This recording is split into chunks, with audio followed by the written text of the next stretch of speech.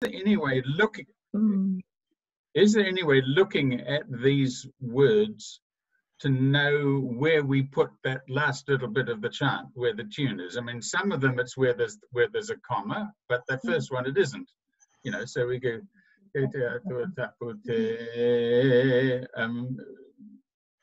How do we know, without just learning it and knowing it by rote, where to make that change? You'll have to use one of these. I think so, yes. Okay. Yeah. Yep. And some of the lines go straight into the next line, which is a little bit confusing too, you know, where the second to last line and that first bit, te whenua kokoi, you can just carry straight on. Yeah, and I think that the thing is try not to get stuck on the commas. No. And, you know, because we're not using an English grammar. We're just not using English grammar. We're using Māori. No, it's not the same as a full stop there. So your best help to yourself would be to just forget all the commas, unless it's appropriate. But let's start with, so if you put an underline under tino atua at the end. Yeah. For the caller, Edward, in answer to your question, Edward, we go up on the word te just before tino. So it goes, ko koe te atua tapu te, right? Te no atua, and then you start on the same note. No te mana te ihi. So you come down on that last I on ihi. Ihi. Te wehi. No, and you start on the same note. No te ao te mauri, and you go up on the I. Mauri.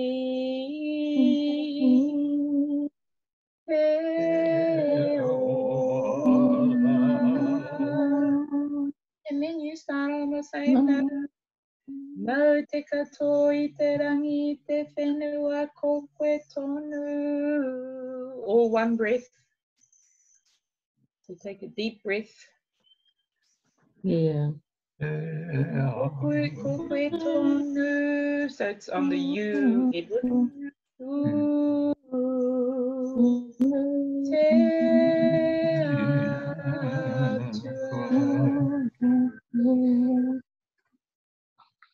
And then ko koe, still starting on the same note. Ko koe te maramatanga. So it's the A. It's the A on maramatanga. O te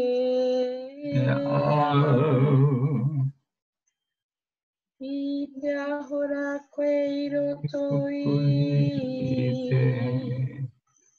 te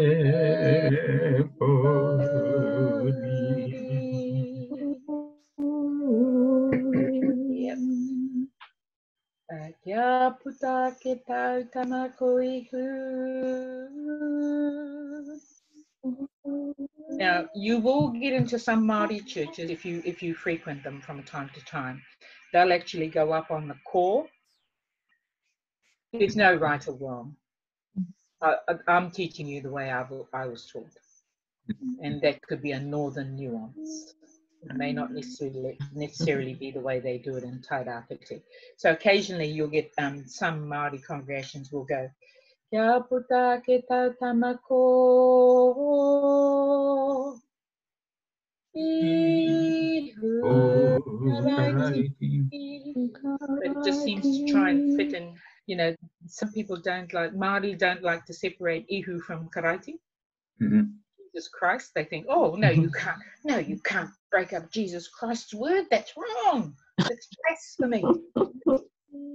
So they have a little bit of trouble separating the ihu karaiti. So, and that's okay. So they do the ihu karaiti as one at the end, whereas I was taught to include it. Kia puta ke tau tamako ihu karaiti. And my argument on that really would be that we often just use the word Christ. If you go to English translations in various forms. It's not always Jesus Christ. It's often just Christ. So it is okay to separate them. But, or I wouldn't go up to a Maori and say, oh no, I think you need to. It's up to you. But you'll hear that nuance if you frequent Māori churches. Karaiti, starting on the same note. Hei pau toko manawa mo te ao ko koe tonu. Te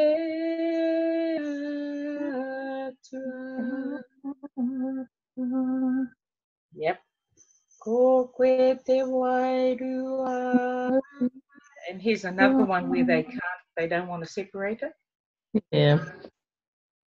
They don't want to separate Holy Spirit. So they might say, ko koe te wairua tapu. Either way is correct. Neither of them are wrong. Ko koe. Now here's a tricky one. You might want to mark your book where it's on that first, the line I'm on now, second line, that ko koe. If you put a dash after that koe, because that's where you need to learn to stop. Ko koe taku raku. And then the next koe, ko koe taku. So that's the difference. The queer is included.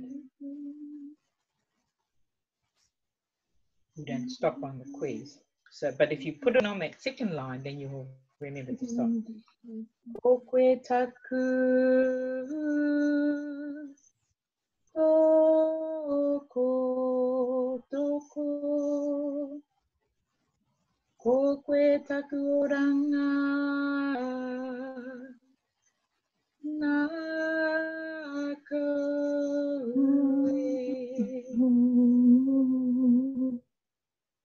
Ko koe tonu rā Te atua. Gloria Ia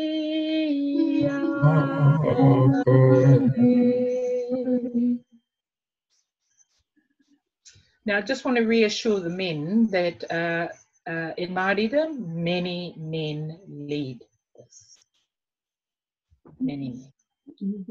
Because often men are the liturgists. So it's usually the liturgist that leads it, unless the liturgist has a really bad voice, that you do come across them. There are some Māori with bad voices. And so they tell us at the beginning, oh, I'm not very confident. And then we, as a priest, I would test them. Convince me that you've got a bad voice.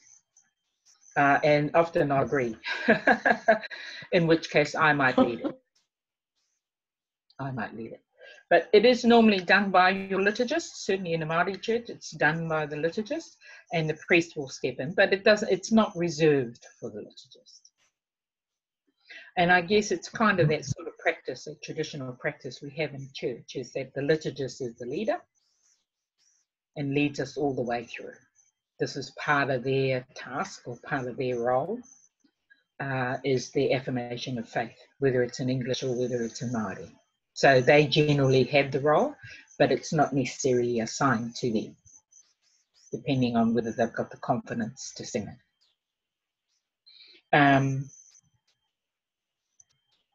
Was that helpful? Does anyone want to give it a go and lead it? Perhaps somebody.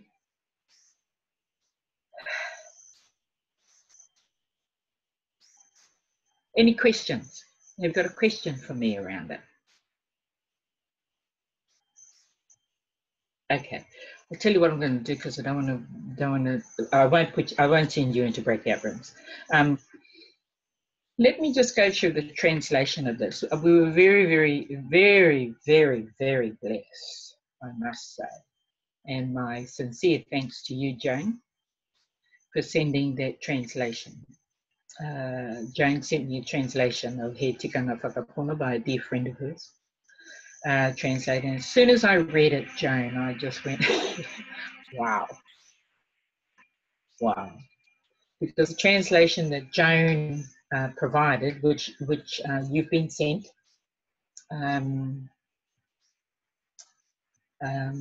Megan sent that resource out. I'll put it up on the screen very shortly. But the translation in the book, for instance, is not what's on the right-hand side.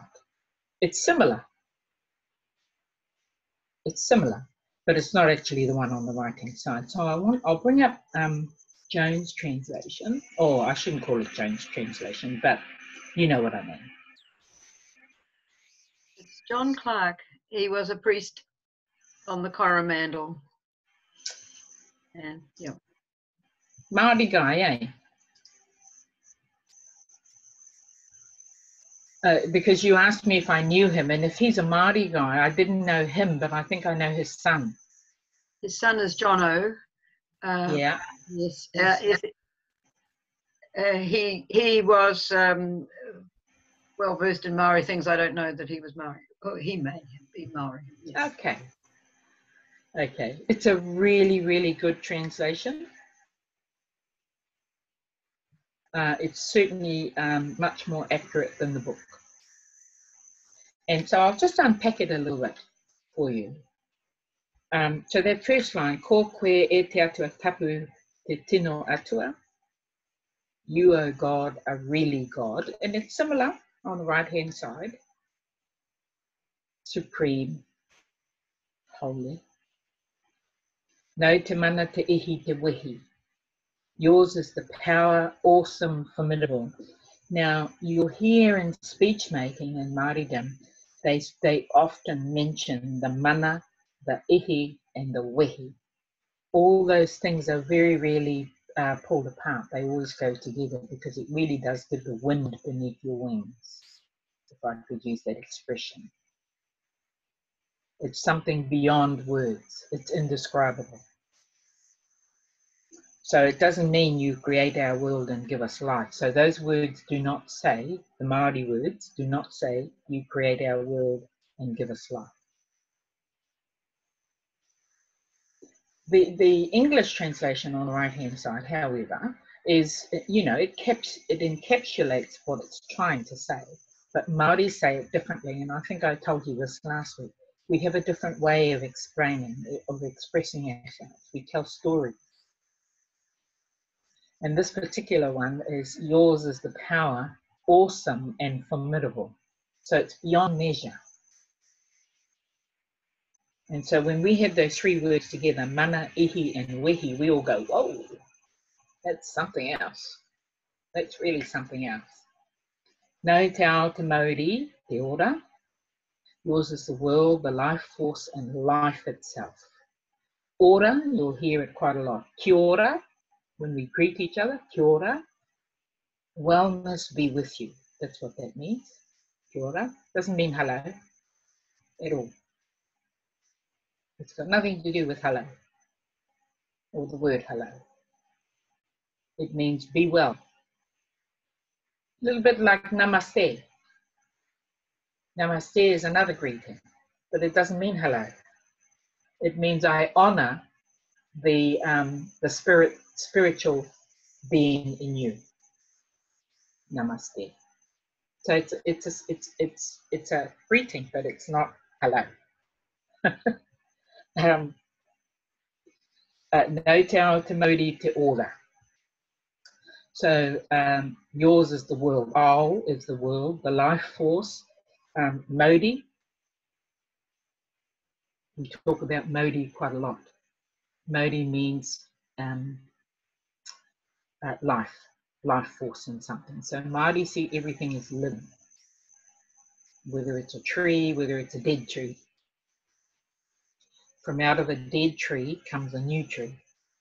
So if you walk in the Waipoa forest in Dargaville, for instance, and you see a big kauri trees come down, and there was one that came down about 10 years ago, right across the park, you have a look at that tree now, you would know it was dead because of the life that came from it.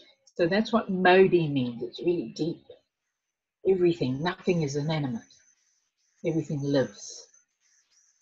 And so, you know, the life force and life itself, ora, wellness. Nau te katoa I te rangi I te whenua. Yours is everything in the sky and the earth. And if you're familiar with some of the, you know, sayings in Maori, we never separate sky and earth. We're tethered, always were, and always will be. One can't live without the other. And so they have a mauri, and we live between it. We're blessed to be able to live between it. And so, you know, you know, it's interesting if you're casting your eye over in the book on the English version, it's similar, but it just says it differently to this translation. Ko koe tonu te atua. You're it. You're the big I am. You know, there's tonu means, tonu gives it strength. That word tonu. If it just said ko koe te atua, it would say you are God. But when you put the word in there, tonu, it gives it much more punch. Ko koe te maramatanga o te ao. Where are we? You are the light of the world. But if you have a look at the equivalent, you, O God, are infinitely generous, good beyond all measure. So it's quite, it tells it very differently. But this translation, you are the light of the world, is actually what the Maori is saying. I te aho rā koe I roto I te pauri. You shine in the darkness. So you shine, you emanate when there is sadness. Pauri means sad. You're in a dark place. And your eminence, you know, you shine from out of that. I can't ignore it. It's so bright. So you shine in the darkness. Kia puta ake tā tama, koe karaiti. You have shown yourself in your Son, Jesus Christ. And that's, you have revealed and proved your love for us in Jesus Christ in the book. And here's two interesting lines. Hei pou toko manawa mo te ao. Now a pou, some of you might already know this.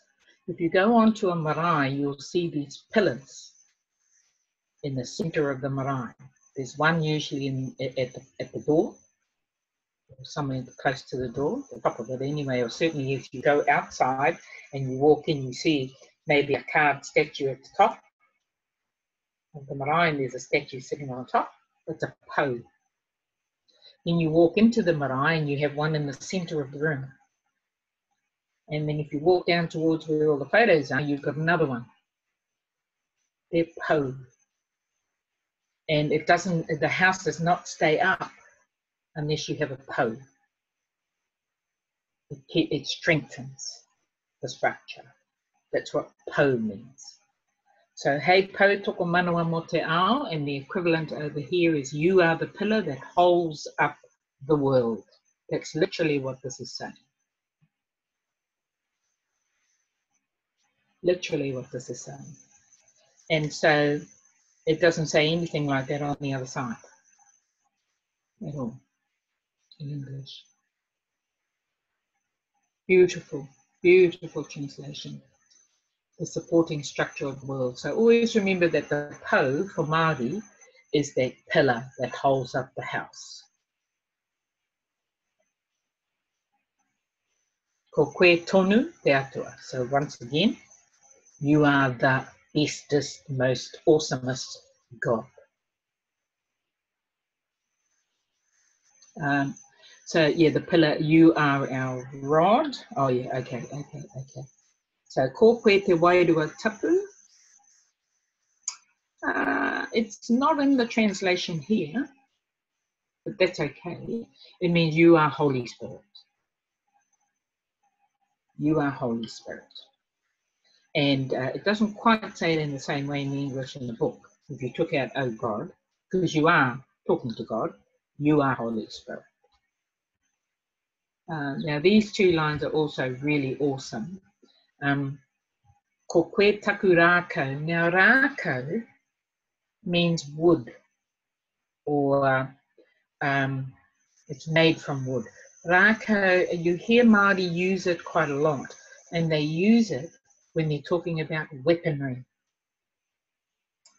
Now, when you do maurako, which is a form of, say, let's say martial art, same as a martial art discipline, when you're doing maurako, doing a degree in maurako, or doing a belt in maurako, you're actually doing taiaha work. So I'm presuming you know what a taiaha is. It's a war weapon used by both men and women. Long stick with a blade on one end and a spearhead on the other. It's a taiaha. And so a taiaha is, we refer to it as a rākau rather than a taiaha. So taiaha, I guess, is its name, but its description is rākau. Ko koe taku rākau, you are my taiaha, you are my rod, you are my weaponry. That's what this line is saying. Ko koe taku rākau, you are my taiaha, my weaponry, and of course there is you are our rod. Ko koe taku toko toko. Now, toko toko is something that's used, it's a walking stick. You see many, many orators, male orators on the marae, waving it around. They point it in the sky, they lean on it, bishops too.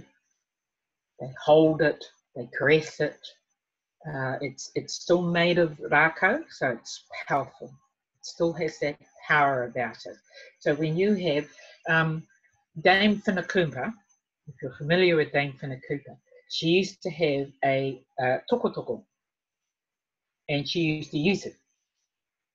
And if she wasn't happy with somebody who was standing next to her, and I'll have to say that I was probably a recipient of that one or two times, she would just tap you lightly on your leg with her toko toko. And that meant, watch out. Settle down. Stop it. Cease doing what you're doing. And so in many ways, when the men use it as oratory, this is not written anywhere, this is just a perception of mine. When I see the men waving it around, they raise it at certain times.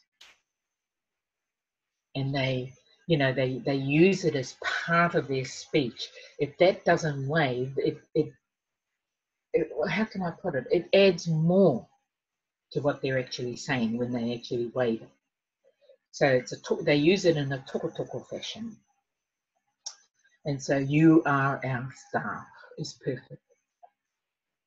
That's perfect. I was brought up on a farm. Some of you are probably still on farms. And what do you use when you're rounding up the cows? You're using the toko toko. Why? Because you're in charge. You tap them and so the shepherd comes to mind in the staff. Ko koe taku oranga, nā kau e. You are the well-being of my heart. Nā kau is heart. You are the essence of what makes me well in my heart. So it's really quite different to the translation in the book. Ko koe tonu rā te atua, kororia ki a koe. You are it. You're it, buddy. You're my mate. You're the bestest. You're everything. And glory to you, kororia ki a koe. So I say again, this is a really, really good translation of Tikanga Whakapono. So I'll record that and upload it tomorrow. It won't be today, but tomorrow. And then you can practice singing that and chanting that, and then look at the translations that's been provided by Joan. I think that's a better guide into what the He Tikanga Whakapono is actually saying, rather than the English version in the prayer book. I'm not negating the English version in the prayer book, but we're talking about the reo, the storytelling.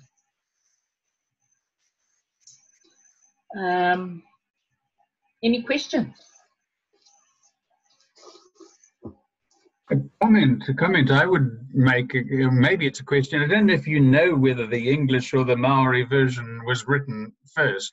My hunch would be that the English version was written by somebody somewhere, and a very clever Maori writer said, that's great, but we would say it this way. It never attempted to be a strict translation, trying to find a Maori way of saying the same things that the English writer had written first. That's correct. All of the prayer book was written in English first. It took them 7 years to compile the prayer book in its entirety by the Prayer Book Commission. And I might have told you last week that it didn't have Maori on it at all. And then Maori just disengaged and says, oh, well, we're not going to use your book, we're going to write our own. That's a true story. And they, Now, they'd already, the Anglican Church had already experienced a sort of, let's say, a drift of Anglican Maori, left the Hāhi, left the Anglican Church and joined up with Rātana, because they were 2 or 3, or maybe more, handful of them were excommunicated for using the language. They were excommunicated from the Anglican Church. Māori were up in arms about it. So they left. They went to the Rātana Church. There has been an apology from the Hāhi some years back, certainly been in my lifetime, about that. But there was some, eventually some sort of wisdom set in that if they wanted to keep Māori as Anglicans, they actually needed to change the way they felt about the language and stop demonising it. And so that's what happened. So you're quite right, Edward. And it's a long story. It's a long story, and it's a painful story. And I think I told you last week also, I had the absolute blessing of interviewing Bishop Ben Taha, the only living Māori translator. And it's in that new book called He Taonga Tongarewa. It's available at the General Synod Office. If you go on our website, if you wanted to have a look into some of the history about the translation of some of this work, as Edward rightly points out, it was not, there was a lot of pain for Māori. But I won't get into that. What I am really, really happy to say is that we got there. We got there, and here is the language. But people like Victor Mokaraka at St. John's College, he goes into a depth of translating too, of the prayer book, and he's Catholic. But the way in which he unpacks the prayer book and scripture is just absolutely beautiful. And it's very much like this translation that we've had, that I would prefer you to refer to rather than the book, because the book and the Māori, they don't match properly. So if you would use that resource to, now very quickly, it is 11 o'clock, Megan's back, I can see that. Just give me 3 or 4 more minutes. I just want to, can you turn your prayer books to page 499?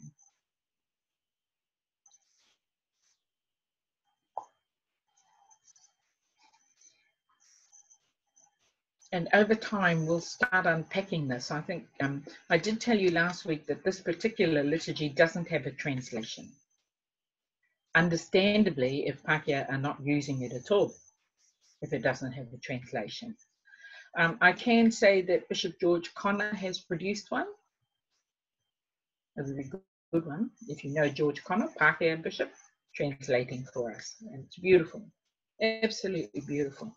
It's not approved, so we can't be bandying it around out there. But watch this space.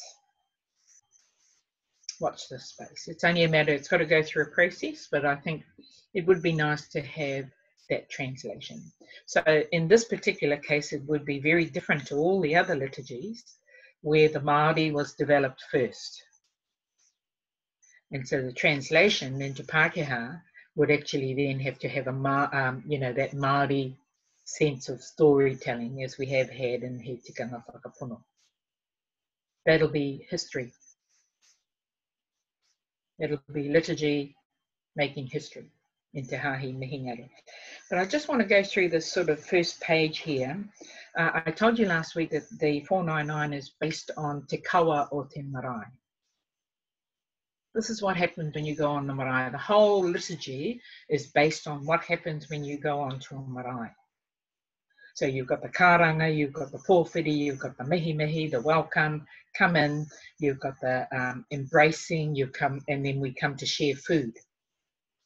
And that's the kaihapa. And that's what this is based on. But these opening lines, for instance, again, tihe mauri ora, you've probably heard that, tihe mauri ora. You don't hear women doing it because I've said before, it's mainly a male role. But watch this space. Ki te whaiau, ki te ao marama. That simply means the breath of life. The breath of life and the energy is here, where we are. Not in the person. Tihe mauri ora. This is where the energy is happening. So when you go onto a marae, they acknowledge your arrival. You bring with you that energy. Mixed with the people from the marae. Wow. Wow. And so that's not just used in liturgy, it's actually used on the marae.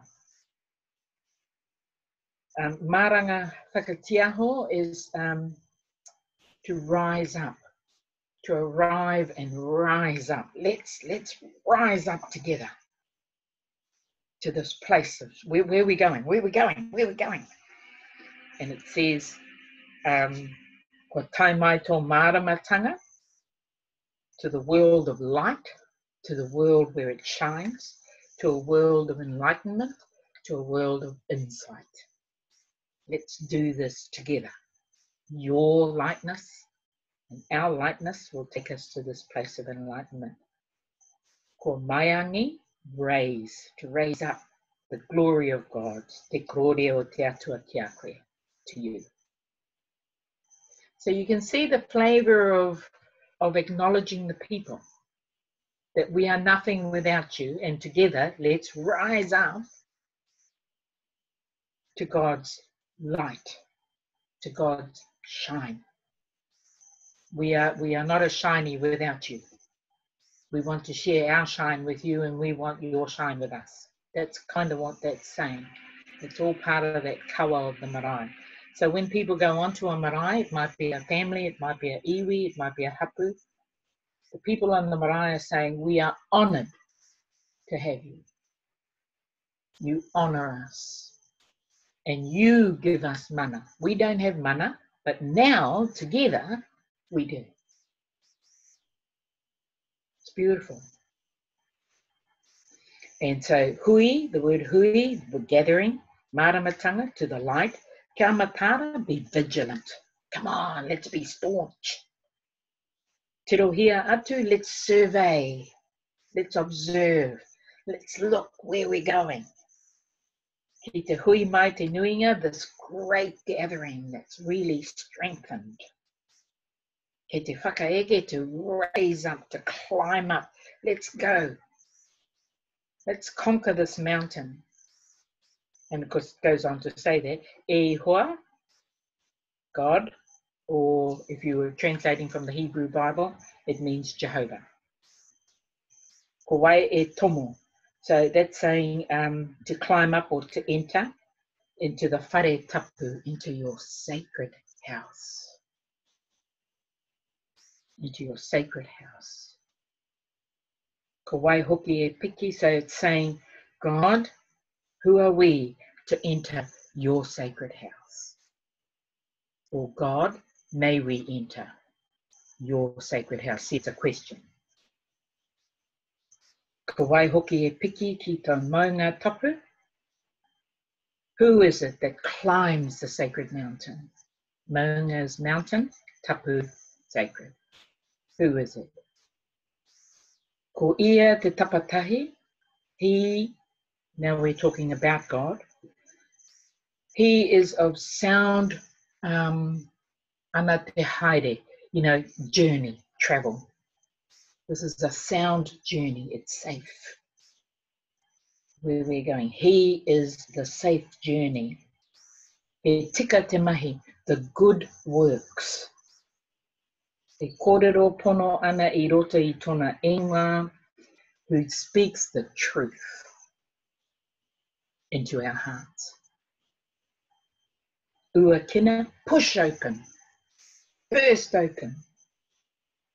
Ua kina mai ngā tatau o te tika, the numerous ways of righteousness, kia tomo, to be filled.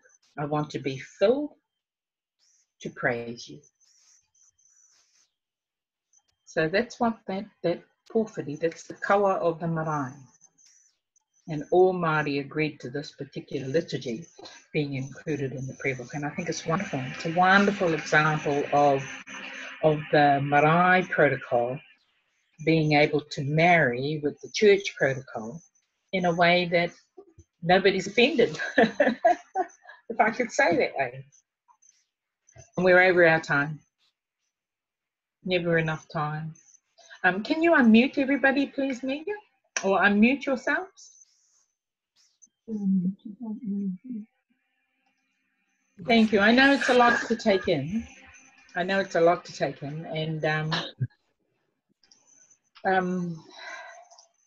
but it'll, just have a look at your resources. Think about, this has been recorded, so you'll be able to go back on some of these things and have a, rethink and, oh, okay, yeah, and you can follow it at your own pace.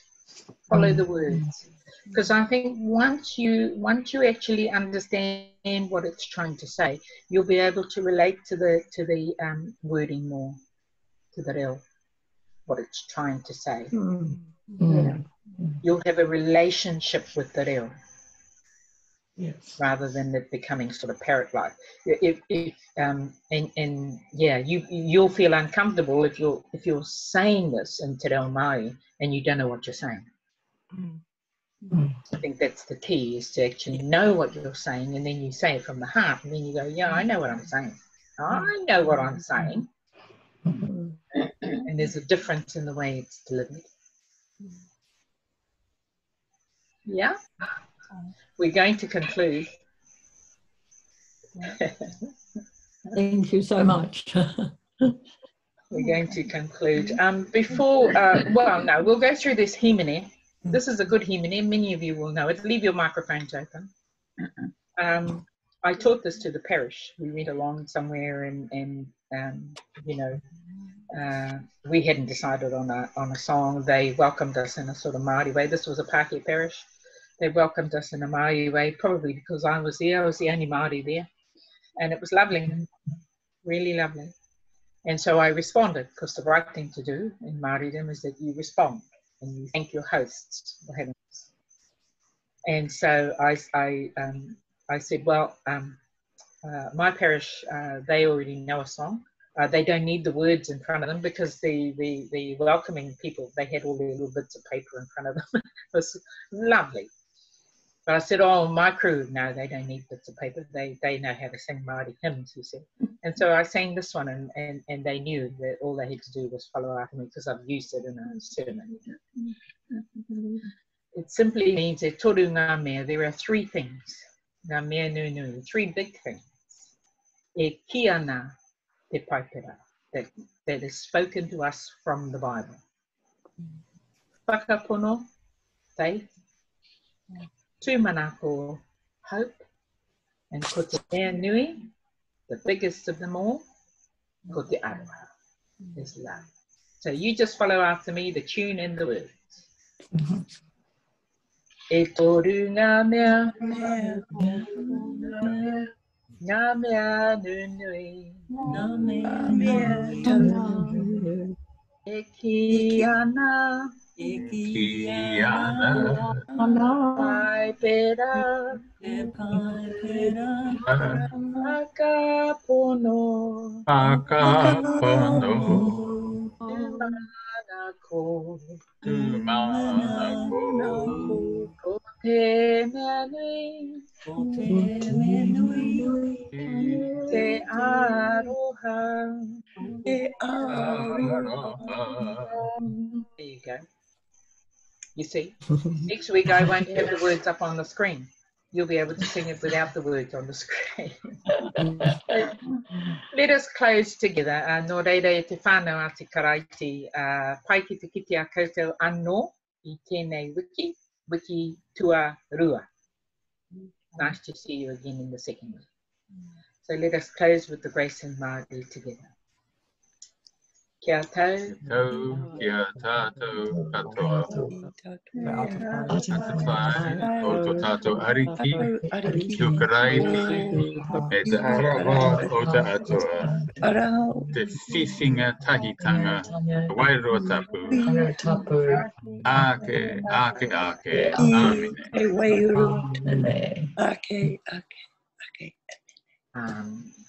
Lovely. Lovely. Nō reira, I shall now hand it back late, of course, to Megan. Kia ora. Kia ora. Oh, I think we've had a fabulous session. I hope you've all enjoyed it. Thank you for hanging in there. Look forward to any feedback or anything that you might want us to cover. You know, any translations that you have, and you know, if it fits in, we can just see if Jacinta can fit it in her session. Other than that, thank you for joining us, and we'll catch you next time. Ka kite anō. Ka kite anō. No, ka kite anu.